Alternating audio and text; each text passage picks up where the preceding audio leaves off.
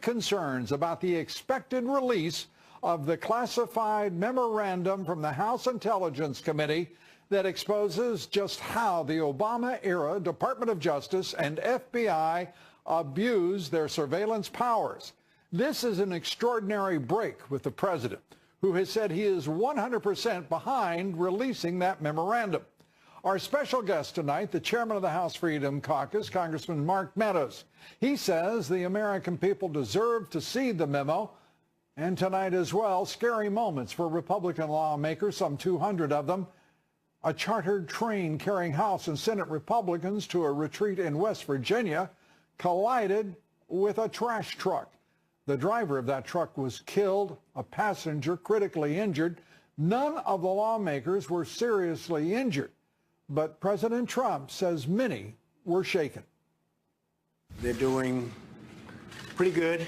The train accident was a tough one, a tremendous jolt, and they're proceeding to their conference.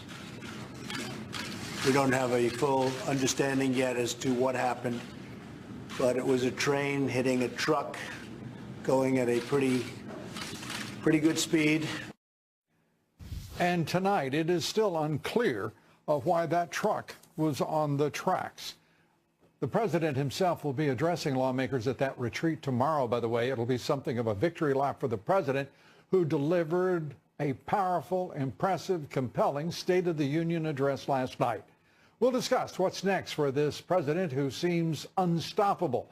An A-list of political analysts. Ed Rollins, former deputy assistant to the president, Sebastian Gorka, and others among our guests. Our top story tonight, the countdown to the House Intelligence Memo release. President Trump now has 3 more days in which to decide whether to make the FISA abuse memorandum public. All indications are that he will do so as soon, perhaps, as tomorrow morning. But the expected release has caused a deep rift with the new director of the FBI, who has decided he's worried about omissions in the document.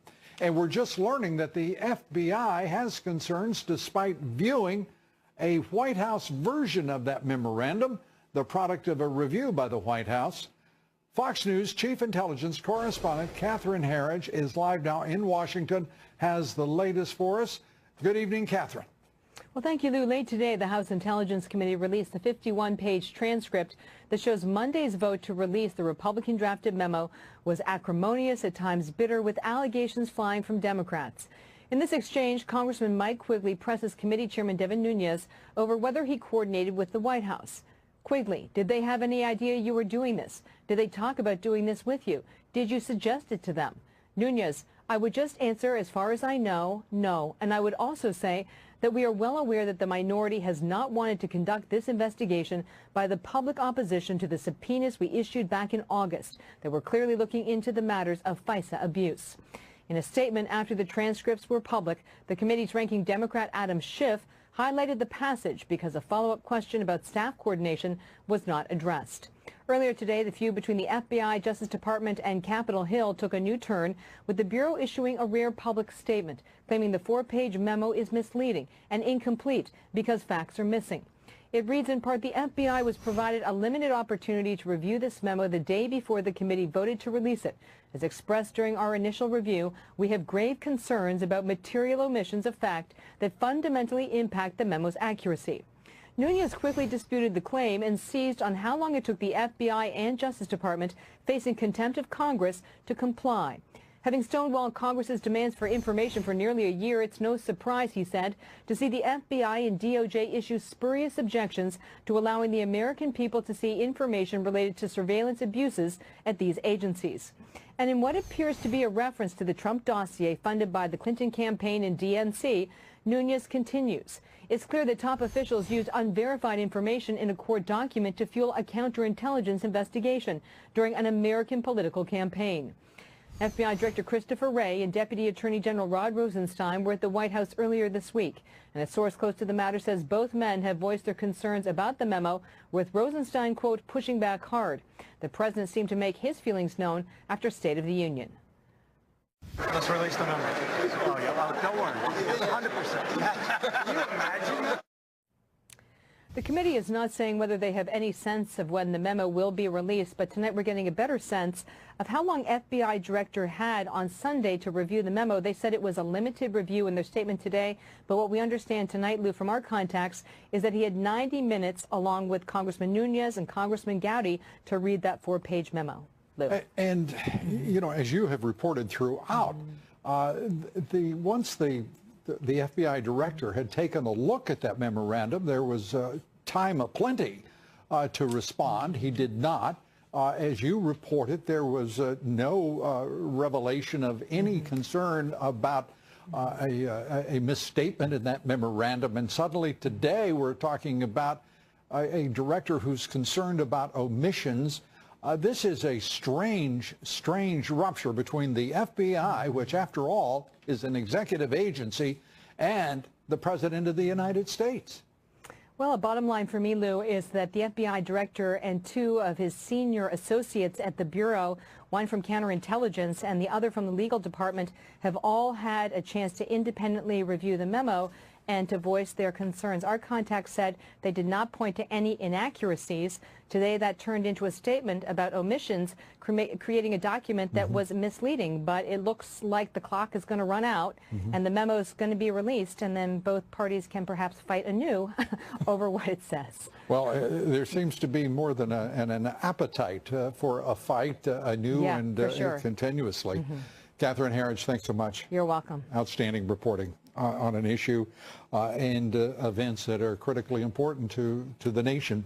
By the way, Devin Nunes, the chairman of the House Intelligence Committee, also putting forward this statement saying the memo contains all of the relevant facts on FISA abuse, referring to the 4-page House Intel Committee memorandum, saying, if we have this up on full screen, please, after fighting our demands for these documents for months, the FBI and the Department of Justice now seem to be going through a series of increasingly ridiculous, increasingly desperate excuses to avoid transparency.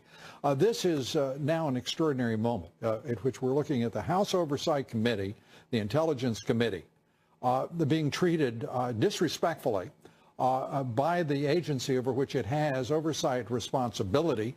This is stunning stuff this evening, and it is headed toward an outright collision. Our next guest here tonight has viewed what he says is the disturbing document that the American people deserve to see, and he wants that memorandum released straight away. Joining us from the Republican retreat in West Virginia, Congressman Mark Meadows, a member of several key committees, including Foreign Affairs, Oversight, and Government Reform. He's also chairman of the influential House Freedom Caucus. Congressman, great to have you with us. These latest developments here, this is getting uglier by the moment. When we thought we were on the way to transparency, the release of the memorandum straightforwardly. Well, it is getting uglier, Lou, but I think the other part is it's time for transparency for the American people. I've been calling on it, as you know, along with Jim Jordan and a number of my colleagues. But Chairman Nunes has an obligation to inform Congress when there has been FISA abuses. And so all he's doing is following on his constitutional duty to let us know about that. Now, it doesn't surprise me that the FBI is pushing back. They have been stonewalling for a year. They've had to come under a subpoena and a threat of contempt to be able to produce the documents. And now all of a sudden they're saying they're concerned about omissions. Well, let's put all the documents out there. If they're concerned about this 4-page memo, which truly is revealing and the American people should be concerned about, let them judge for themselves. Let's go ahead and put all the documents out there. I don't think they want that either. And so when we're talking about this tonight, this is the thou protestest too much when the FBI comes here. They have grave concerns. I have grave concerns that the kinds of things that I've read about cannot continue, and now is a time for transparency, Lou. I think nearly every American would agree with you. Certainly, I would say all Americans would, but we don't live in that time and age. in which we're going to have unanimity of view. You know, Congressman, it strikes me that this is President Trump's director of the FBI now. We're talking about a man put in that job by this president, and he has the, I'm going to say it, the effrontery to go against his president, our president. There is in this government, as you well know, a head of state and a head of government, and in our system of government, he is the same fellow. I am stunned at what we are witnessing from the Justice Department, the ignorance of its actions and the ignorance of the words coming from the head of the FBI. This is stunning, stunning stuff. Well, as Catherine was just reporting, they had the ability, some 90 minutes was actually much longer than it took me to read the memo twice, to go over and said, are there any factual inaccuracies in this memo?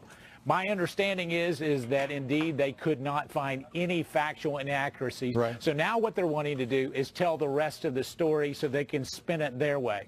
It is concerning. I can tell you that for us, we have encouraged our colleagues to support transparency in all regard. I went down and looked at the Democrat memo, and if they will fix some of the inaccuracies in that memo and sourcing problems, I believe we ought to release that as well. This is not a partisan document. This is a document that truly elevates concerns that all Americans should be concerned about. And we are just receiving word from our chief correspondent at the White House, John Roberts, telling us that the new version of the memorandum, as it had been in some ways altered apparently by the White House review, 5 professional members of the FBI were at the White House to meet with the Chief of Staff, John Kelly, and to go through that. Despite Kelly's efforts, John Roberts reports, to allay the concerns from the FBI went ahead and released that statement today, saying that there were omissions and that they oppose the memo's release. The statement, Roberts reports, has left the White House scratching their heads as to what the FBI and the Department of Justice are up to. I can make an interjection here and say to you, I can tell you what they're up to. They're trying to cover themselves and their actions up from the view of the American people. Well, one could draw that conclusion, Lou, and when you see that what this actually is all about is not about divulging any types of sources. This is about transparency and what went on and shouldn't have gone on. I can tell you, I've been calling for a special prosecutor, a second special prosecutor to investigate this. If they're real concerned about anybody putting their hands on the scale or Lady Justice peeking from behind that blindfold, let us go ahead and get a special prosecutor and let them come up with the full transparency. But I can tell you, they haven't been forthcoming, Lou. We have been requesting documents in the Oversight and Government Reform Committee for many, many weeks, and we've gotten less than 2,000 documents of 1.2 million documents. So if they're concerned about omissions, they have part of that responsibility. A substantial part of it when they are they're telling the committee with oversight, in this case the House Intelligence Committee, along with Judiciary in both the Senate and the House, they're telling congressional oversight to go to hell. And there's no other way to construct this. I mean, that is precisely what they're doing. Well, that's what they're doing. But you know, Lou, this is not my first rodeo. We're going to be tenacious. We're going to make sure that your viewers and the American people have the right to see this. Right. And it's all about transparency, and we've got to get to the truth. Absolutely. Congressman Mark Meadows, we thank you for being with us, and we appreciate everything you're doing for the American public's right to know. Thank you, sir. Thank you, Lou. We're coming right back with much, much more. Stay with us. There is a lot more. The deep state trying to hide the truth and obstruct the release of the House Intelligence Committee memorandum. But President Trump says he's 100% for the release. We take up the FBI and Department of Justice web of corruption and deceit with Greg Jarrett. Here next. President Trump reiterates his firm stance on national security and border security. My duty and the sacred duty of every elected official in this chamber is to defend Americans, to protect their safety, their families, their communities, and their right to the American dream. Because Americans are dreamers too. Much more on the president's plan to protect our borders and our sovereignty. Here next.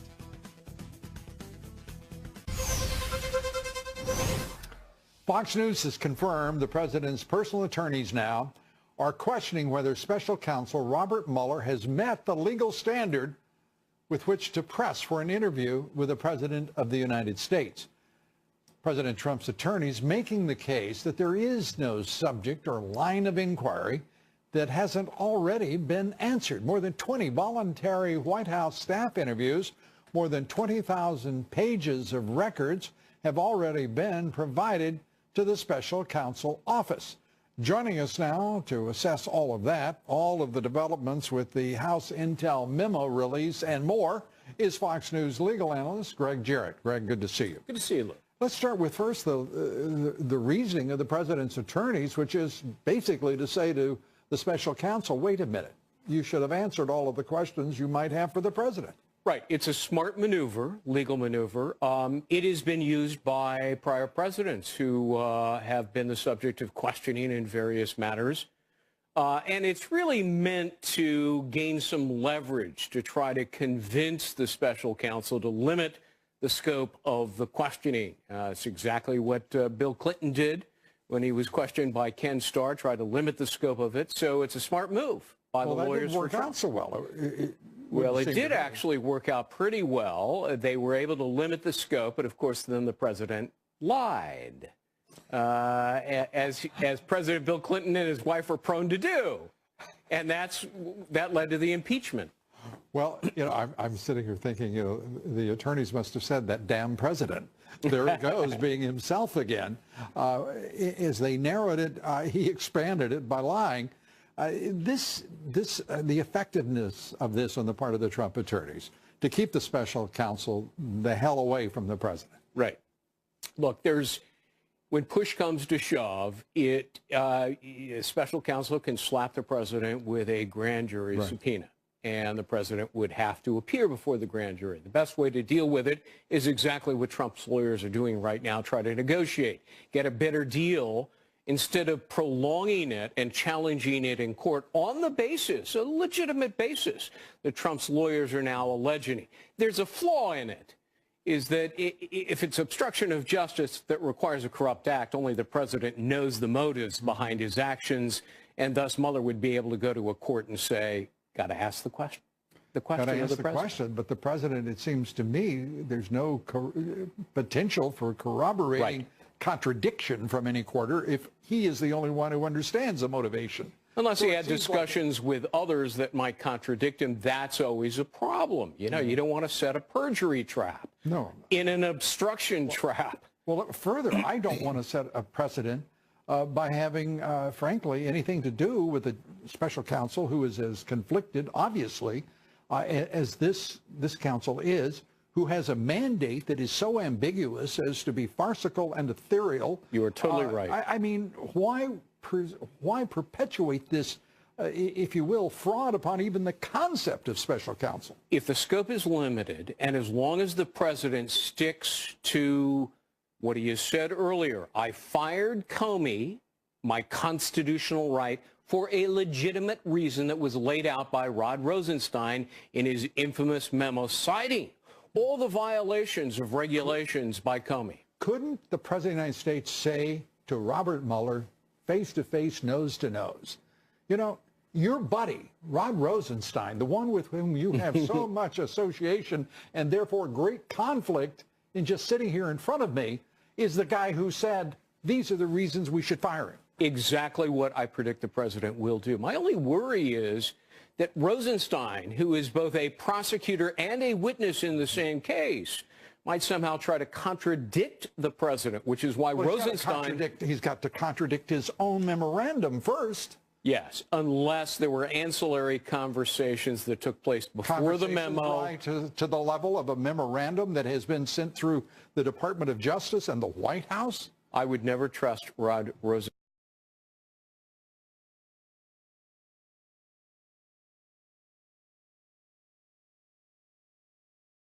himself when the law demands it. Tells me he's not a guy to be trusted, and so it's hard to predict what he'll say. So to learn the full extent of corruption in the FBI leadership, or do you think this has just been a foreshadowing? Cast your vote. I just made up the last part of that. Cast your vote on Twitter at Lou Dobbs. Follow me on Twitter at Lou Dobbs. Like me on Facebook. Follow me on Instagram. And on Wall Street, stocks closed higher. That's right. No suffering another day of losses. The Dow gaining 73 points. The S&P up a point.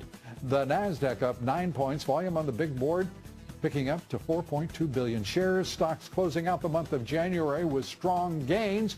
The Dow and the S&P posting monthly gains of more than 5%. The NASDAQ gaining more than 7%. That's what we call a good month on Wall Street. A reminder to listen to my reports 3 times a day, coast to coast, on the Salem Radio Network. Up next here, Dems want to be known as the party of petulant scowling and just absolute fits. Ed Rollins joins me next as we take a look at the Dems' dwindling chances to do anything in the 2018 midterms. We'll tell you why here next. Stay with us.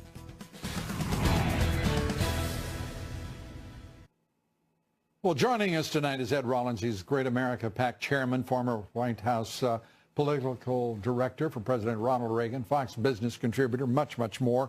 Good to see you. And let's start with what's going on at the White House. Trying apparently to appease the FBI, they recast the memorandum, make changes that they think will go over with the FBI and the FBI director that this president appointed. And out comes today's FBI response saying there are omissions. They oppose the release of the memorandum.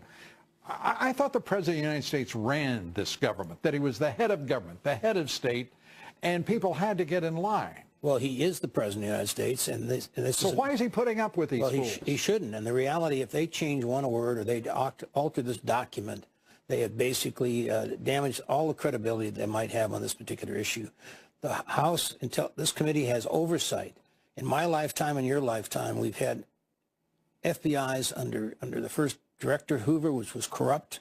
We had an FBI deputy director who basically fed all the stuff to Bob Woodward on Mark Felt. The reality is at the top of that agency from time to time that you get some bad people. And I think the reality is most of them... Well, it's clear we've got some very bad people at DOJ and in the FBI. And after 8 years of the Obama people there's no doubt. The key thing here is this president has turned everything else around that Obama did, and he needs to turn this around, and he needs to basically have full compliance with what he wants, and he wants to release this document as is, and he needs to do that very quickly. Why, you know, I just don't even understand the nonsense. Why is the chief of staff the one working this with the FBI? Shouldn't that be the president's counsel? Shouldn't that? I mean, what the hell is going on? It should be, and the reality is, I mean, with all respect to Kelly, who's a great general, he's not a lawyer, and the reality is there is a good lawyer in there. McMahon's a good lawyer, and basically look at it and put the stamp on it and put it out the door. That's what they have to do. They're not going to rewrite it. They shouldn't rewrite it. And if they do rewrite it, they damage the credibility that they have themselves. This is a document that was prepared by the committee, passed by a majority of the committee, passed by the Congress, and the president needs to release it, period. Well, we're told that whatever this is, whatever shape this memorandum is in, it's going to come out as early as tomorrow morning, late tomorrow morning. I hope that is correct.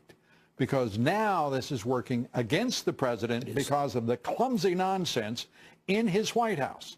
And that has got to stop. It's got to stop. He comes off the most brilliant State of the Union, and he's got to deal with idiots in his own White House. Well, he needs to put a choke collar around the director of the FBI and everybody else that's got... You get a commission when you're appointed by the president. He needs to put a choke collar around all of them and say, you work for me. Do you understand? This is what I want to do. He gave a great speech last night with real clear message, and he needs to make his people now follow through and go implement it. Yeah. It's starting to appear as if there are several policies. There's the president's policy, There's that of his chief of staff, his Homeland Security Secretary. Who the hell knows what's going on here in the Department of Justice? There's only one person who got votes, and he gets to make the decisions, and that's the president. You would think that would be clear to all. It is obviously not. Ed, let's turn very quickly to that speech. Your thoughts about it, how it compares. Let's go back to your old boss and President Reagan. How does it compare to his? I turned to my wife midway through it, and I said, this is a superb speech. I traveled with Reagan for years, heard just about every speech he ever made. I said, this is a Reagan-esque speech. Ronald Reagan could and would give this speech. It's the best speech Trump has ever given. It's one of the best speeches. There's clarity to this speech. Every single member of Congress, every senator can run on this message, as he did. And it was a reinforcement, and I think to a certain extent, as you see by the approval ratings that come in, 75%, 70% in 2 polls, and 95% of Republicans and independents approved this speech, thought it was a great speech. Independents, over 70% approval, and that is a number that you need to remember come November in the midterm elections. That's what decides. That may change. That's what decides the election. Yeah, that really will. Ed Rollins, as always, thank you, sir. My pleasure. Appreciate it. Thank you. We're coming right back. A lot more straight ahead. Stay with us. Mounting pressure on FBI leadership ousted Deputy Director Andrew McCabe under scrutiny for his handling of the Hillary email scandal during the campaign, while FBI Director Christopher Wray seems content to try to stonewall the release of the memo. We take it all up with Chris Farrell of Judicial Watch.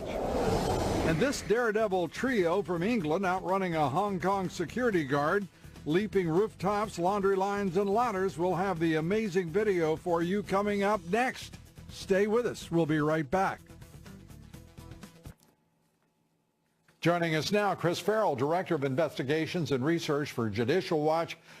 You have been busy. The FBI is busy. Just about everybody in Washington is either running towards something or from something, it seems, these days. Make sense of what is going on for us at the White House, where the Chief of Staff met with 5 professional staff from the FBI, thought they had worked out a deal where the President, the White House, had massaged that memorandum from the House Intel Committee, and then, despite all of that, out comes the FBI opposing its release. What is going on here? Let me boil it down real simple. The FBI is threatening the President of the United States. How so? Well, you know, they're going to come out. First of all, they've tried to put him in a corner and say, hey, look, we really don't want you revealing all the criminality that's going on in the organization. And so they're in a very reactive sort of posture. And so they broker a meeting with the Chief of Staff, who's the wrong person to meet with, first of all. Yeah, I would think.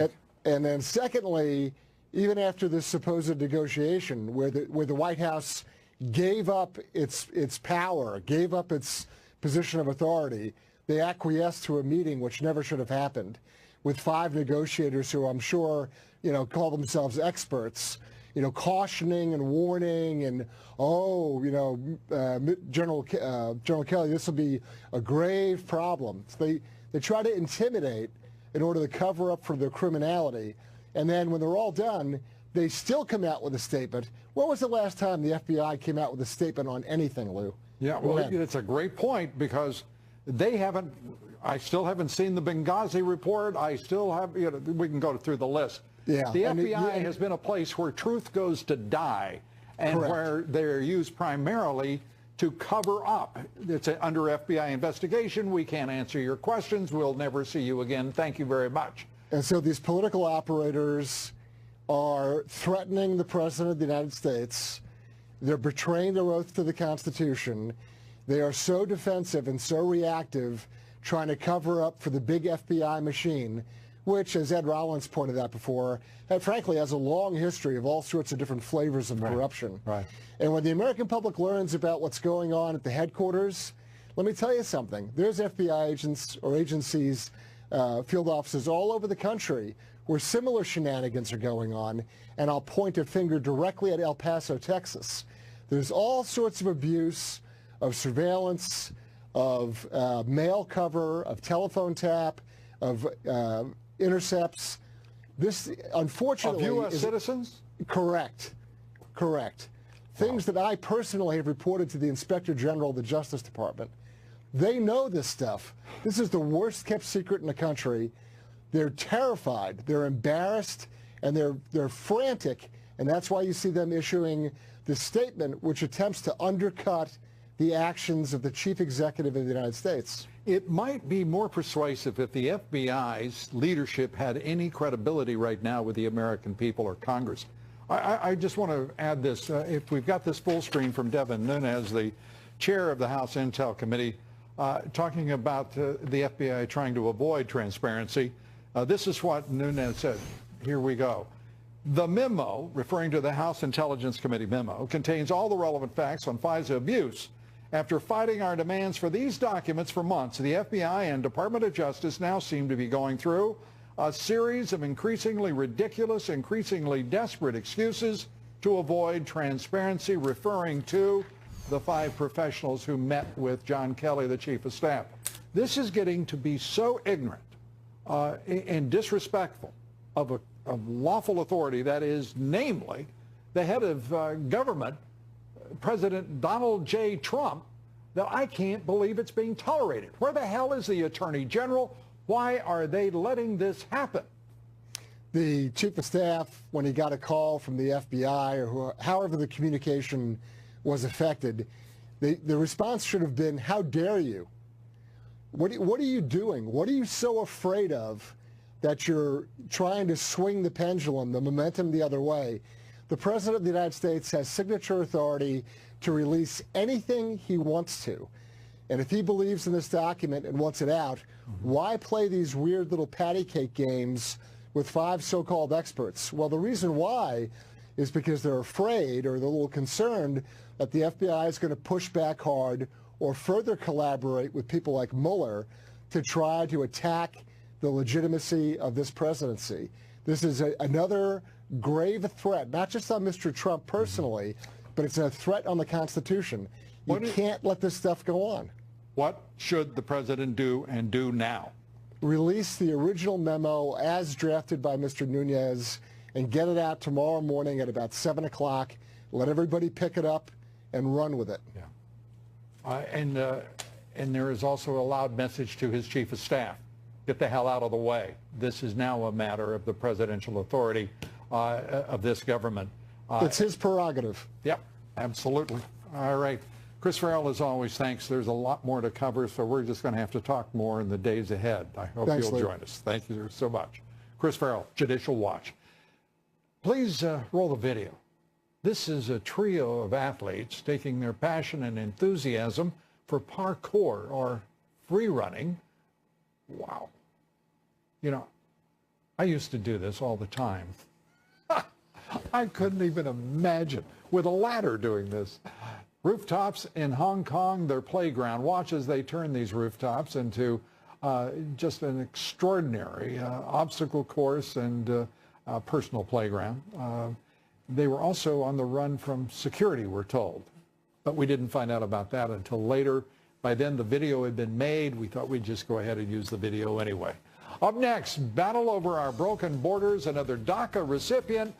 I know, dreamers, dreamers, dreamers. Well, these folks had a different dream. They were arrested trying to smuggle more illegal immigrants into the United States as President Trump demands Congress fully secure the border with a wall. We'll have a full report for you on it all from the border. Here next. Stay with us.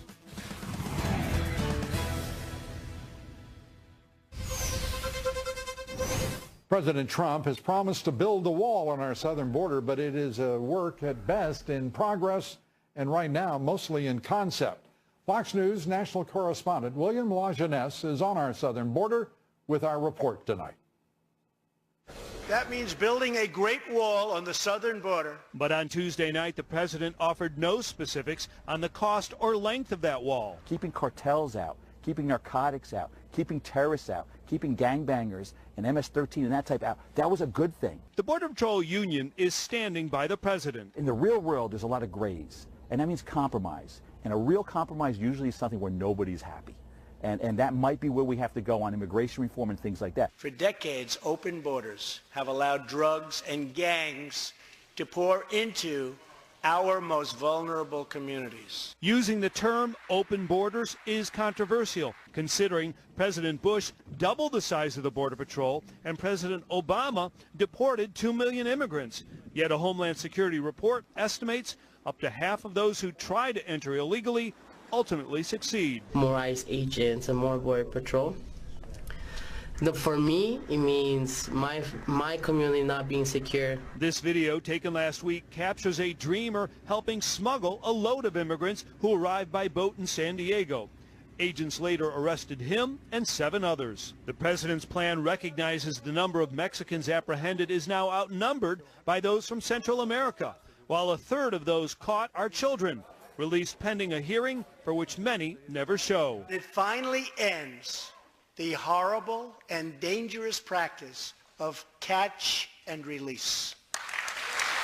2 issues the president did not address: visa overstays. That's an estimated 40% of those who are here illegally, and E-Verify. That is the program that employers use to verify a worker's immigration status before hiring. Without it, critics say, the U.S. still encourages illegal immigration. Lou? William, thanks so much, and you're exactly right. William Lajeunesse. Without E-Verify, it's not a comprehensive program for border security at all. Up next, desperate Dems rush to the defense of the deep state while whining about the release of the House Intelligence Committee memo that will show just how corrupt the Department of Justice has become. Stay with us.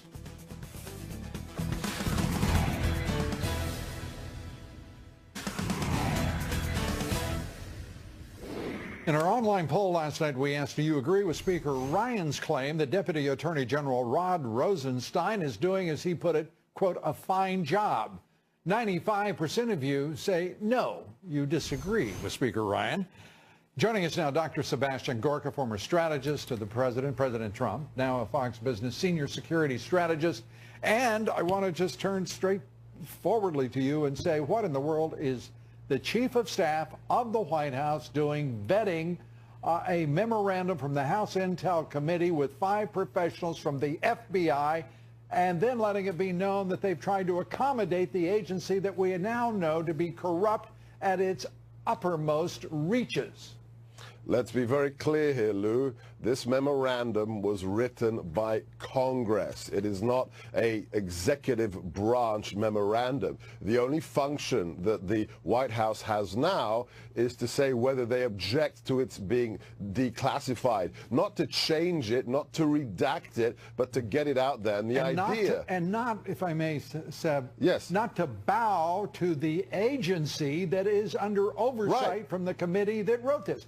Devin Nunes, the chairman of that committee, in my opinion, Seb, has shown more guts, more fortitude, and more concern for national security and the right of the American public, along with Jim Jordan, Mark Meadows, and a number of others, including Congressman Matt Gaetz.